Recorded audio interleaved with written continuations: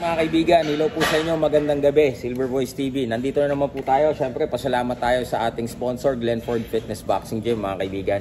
Okay, pag-usapan po natin, ito pong latest, mga kaibigan, na post ni Carl James Martin, kung saan ito nga pong updated rankings ng IBF sa Super Bantamweight. Si Carl James Martin po ay rank number 4 na. Naungusan na nga po niya ito pong si Janriel Casimero. Well, tingnan mo nga naman ang kapalaran, di ba? Year 2021, mga kaibigan, when Team Casimero, di ba, tried to mock ito pong si Carl James Martin, di ba? Trying to discredit him at kine-question bakit marami na siyang fans kasi hindi pa naman siya nag-world champion. It's not about that, no? Actually, having, number of fans, kahit hindi ka pa world champion, advantage yun. Ibig sabihin, meron kang tinatawag na charisma na wala sa iba. Yung iba kasi, before they can be noticed sa boxing community, kailangan muna mag-world champion o kailangan muna ng mga validation before they can be, known sa industriya ng boxing. Pero the likes of Carl James Martin, na kahit dito pa lamang sa local lumalaban, talaga nga namang may fan base na, advantage yun.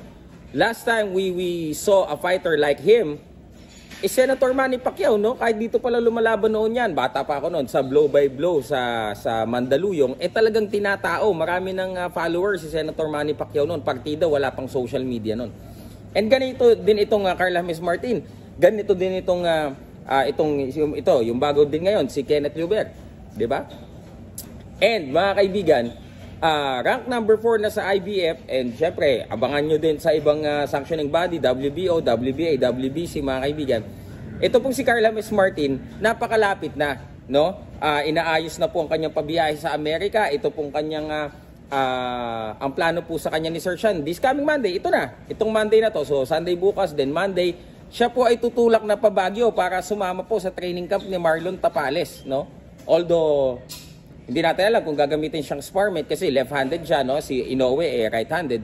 But to be included sa training camp ng isang unified world champion like Marlon Tapales, malaki yung boost sa isang Carl James Martin, 'di ba? So again, guys, yung nilatag na yun ni Carl James Martin, napakalaki noon, 'di ba? Ang daming plano, ang dami nang nakakasapa para sa kanya. Yung lait ng lait sa kanya noon, nasa na ngayon? Ayan, kulong na sa tune-up. 'Di ba? Nakagapos na sa tune-up. Meron daw rematch sa isang boksingerong retired na at ngayon ay trainer lang. Yun, kahiya-hiya yun, mga idol. So, napakalayo na, mga kaibigan. And hindi kayo magtataka kung kahit ang isang Kenneth Lubert, maungusan na siya. Again, kagabi po, magkakamiting kami.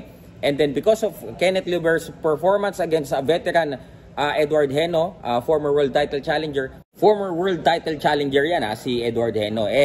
Si Sir Sean po is now communicating with WBC, mga kaibigan. Actually, next week po, papunta siya na WBC convention sa Uzbekistan. At i-request nyo na po to include Kenneth Lubert sa world ranking. So, tingnan mo nga naman, di ba? Ilang beses pa papatunayan na if you are surrounded by the right people, talaga nga naman magtatagumpay ka sa iyong boxing career.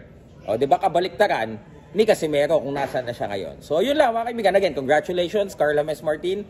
At syempre, congratulate na din natin Kenneth Lubert to be ranked world sa WBC very, very soon. And syempre, kudos Sir Sean Gibbons, Boss Manny Pacquiao. Peace.